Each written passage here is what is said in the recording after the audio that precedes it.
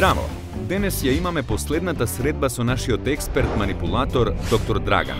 За крај би сакале да ни ја открие тајната како да се заштитиме од манипулации во медиумите. Да, секако дека постои рецепт за торта со исцелителни моки. За луѓе подложни на медиумска манипулација. Тоа е торта како и сите други торти. Таа се месе, се додава шекер, брашно, на крај се става во рерна и се пече. Доктор Драган полека. Мислам дека малку влезе во филм. Како филм? Ви личам на некој што играл во некој филм? Доктор Драган. Добро, добро. Прво, мора да знаете дека зад секој новинар стои медиум кој што го плаќа.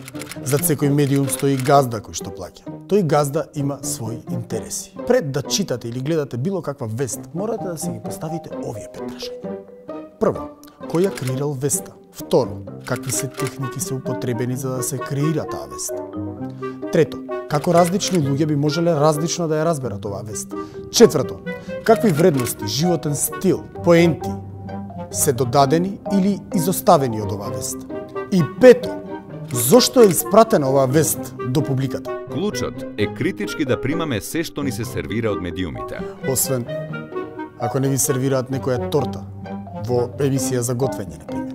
Дури и тогаш, манипулација знае да се скрие и во комерцијалните содржини, не само во политичките и информативните. И уште нешто, тогаш кога ќе ја препознаете, не премолчувајте, реагирајте, дајте до знаење дека не дозволувате никој да ве манипулира. Да ги препознаеме манипулациите во медиумите, да реагираме.